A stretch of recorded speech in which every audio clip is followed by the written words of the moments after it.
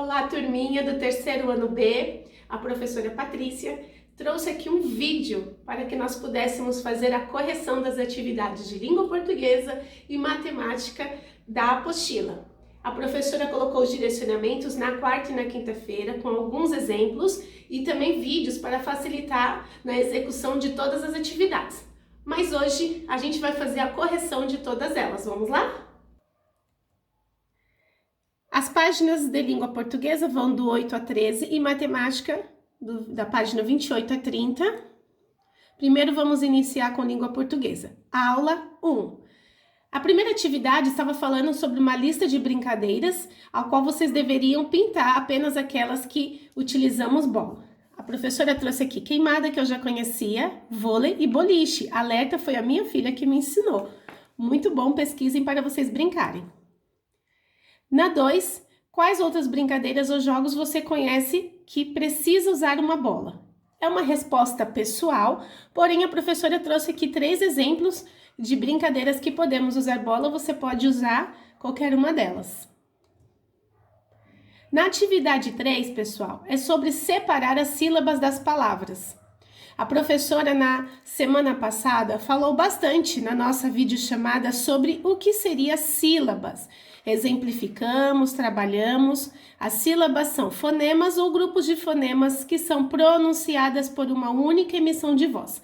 Vocês lembram que a professora falou? Toda vez que eu for abrir a minha boca para falar uma palavra, todas as vezes que a minha boca abrir,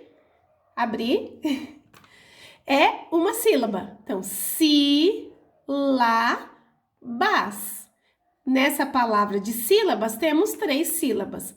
A professora trouxe aqui já queimada. Então, vamos lá. Sílaba, queimada. Vôlei, alerta. Amarelinha, cabra cega. Boliche, pega. Então, vocês conferem aí se vocês fizeram a separação corretamente. Atividade 4, eles apresentaram uma instrução de como brincar de uma brincadeira bolando palavras. A brincadeira bolando palavras é muito lúdica e animada. Em uma roda, um dos participantes joga a bola para outra pessoa e diz uma letra do alfabeto. O outro participante que receber a bola deve dizer bem rápido uma palavra que começa com aquela letra. Se errar ou demorar, sai da brincadeira. Pode deixar a brincadeira mais divertida se escolher uma categoria como, por exemplo, fruta, nome de pessoa, nome de cidades, animal e etc. Vence o participante que consegue ficar até o fim. Então, temos agora, através desse texto, responder as outras questões. 5. Como deve ser a organização das pessoas que participam dessa brincadeira? A resposta é em roda, que nós acabamos de verificar. O que a pessoa que joga a bola deve dizer? Uma letra. Aquele que pega a bola deve dizer o quê? Uma palavra. E quem vence a brincadeira? Vence o participante que consegue ficar até o fim. A aula 2 da apostila vem apresentando um texto chamado Bolinha de Gude, onde vai nos ensinar como jogar bolinha de gude. Essa é uma brincadeira indígena muito comum até hoje nas aldeias existentes em nosso país. Em um chão de terra, as crianças precisam cavar 4 buraquinhos, formando um quadrado de tamanho médio e mais um buraquinho dentro desse quadrado. O objetivo do jogo é que cada participante com sua bolinha de gude tente acertar todos os buraquinhos, um a um, até o 5º buraquinho, que está no centro do quadrado. Encaixa-se a bolinha de gude dentro de uma das mãos e tenta-se dispará-la com o polegar. Quando a criança erra o buraquinho, passa a vez para o próximo. Você vai responder as questões. Você já brincou com bolinhas de gude? É uma resposta pessoal. Se fosse a professora, eu colocaria que sim, já brinquei com meu irmão. De acordo com o que você leu, quantos buraquinhos devem ser feitos no chão? 5 buraquinhos. O que acontece quando a criança erra o buraquinho? Ela passa a vez dela. Assinale a ilustração que representa corretamente a forma como as crianças devem fazer os buraquinhos. O texto vai nos instruir a fazer 4 buraquinhos e um no centro. Escreva as palavras que foram retiradas do texto conforme a quantidade de sílabas que elas possuem. A professora já ensinou a separar sílabas. Agora, a gente tem uma classificação contando a quantidade de sílabas de cada palavra. Então, a professora separou aqui, ó. Chamamos de monossílaba as palavras que têm somente uma sílaba e não dá para separá-la. Então, no caso, pegar as palavras daqui de dentro do quadro e colocar aqui na tabela. Então, temos chão e com. Procuramos aqui também as palavras que são de sílabas, ou seja, que contém 2 sílabas. Nós encontramos jogo, eu até deixei separado para nós conseguirmos visualizar a quantidade das sílabas. Jogo, gu, de. Trissílabas, as palavras que têm 3 sílabas. Quadrado, bolinha. E polissílaba, as que têm 4 ou mais sílabas, no caso das palavras daqui do quadro, indígena, buraquinhos. Confere aí se você acertou. Na atividade 6, no momento de fazer a separação das sílabas, uma criança cometeu alguns enganos. Nós iremos observar quais foram os enganos. Ó, a palavra era esta e a criança separou as letras e não as sílabas. A professora colocou corretamente, esta. A palavra terra, a criança separou, deixando o RR junto. Na hora de fazermos separação de sílabas, RR e SS não podem ficar juntos. Nós separamos um R para a sílaba anterior e um R fica na próxima sílaba. Terra. Tamanho. O erro foi que ela deixou o N longe do H.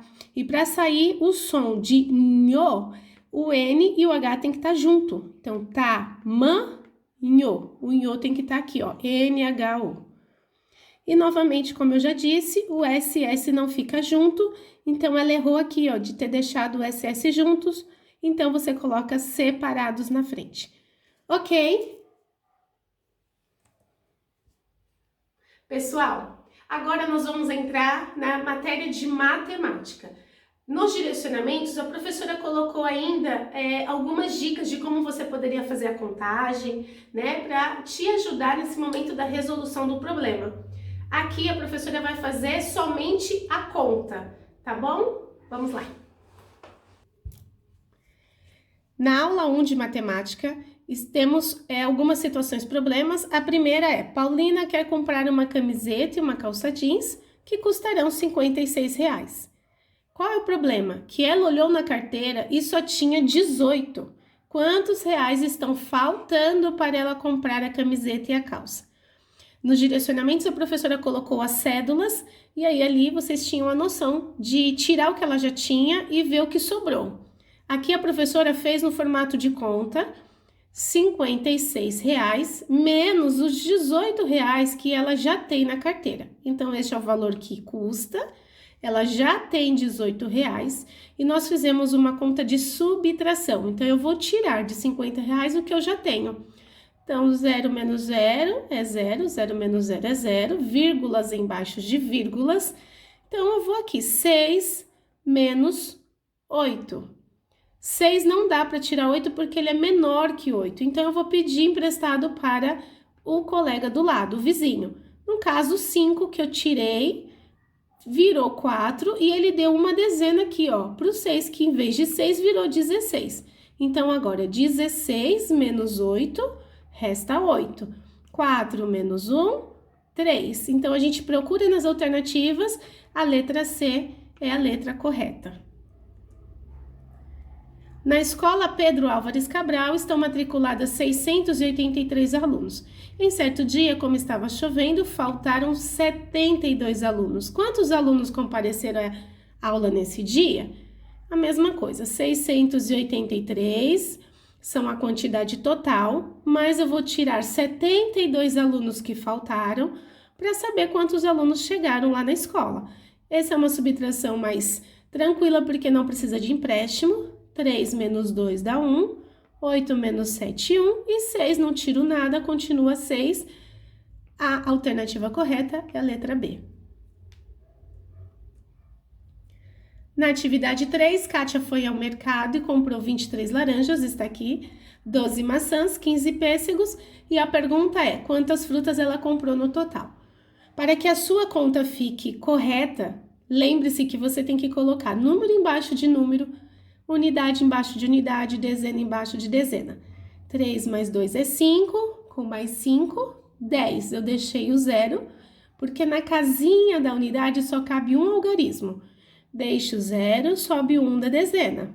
2 mais 1, 3. Com mais 1, 4. Com mais 1, 5. O total deu 50. Você poderia ter resolvido isso também utilizando o pauzinho, que foi a exemplificação da professora, mas essa é a forma correta de fazer a continha. Alternativa correta, letra A.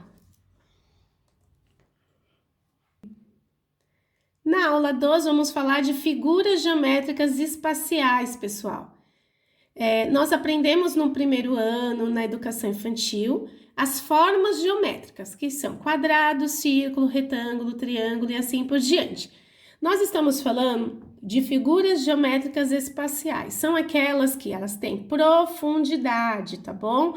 Então, trazendo ela para o real aqui na nossa mão, nós vamos chamar de sólidos geométricos. Depois a professora vai marcar uma aula para apresentar para vocês. Mas assim a gente já consegue ter a visibilidade do nome de cada um das figuras geométricas: cilindro, cone, cubo, esfera, paralelepípedo, prisma e pirâmide. A atividade 1 era para você observar essa imagem, onde as crianças estão brincando de empilhar algumas peças, e você deveria escrever o nome da forma das peças coloridas usada pelas crianças. No caso, o que elas estão usando aqui é um cubo. Observe o desenho abaixo, uma bola de basquete. Qual sólido geométrico é representado por essa imagem? Uma esfera. Observando o desenho abaixo, qual sólido geométrico ele representa? É um chapeuzinho de aniversário e ele representa a figura geométrica cone. E chegamos ao fim. Um beijo da professora Patrícia. Se dediquem aos estudos e até mais, galera. Um beijo.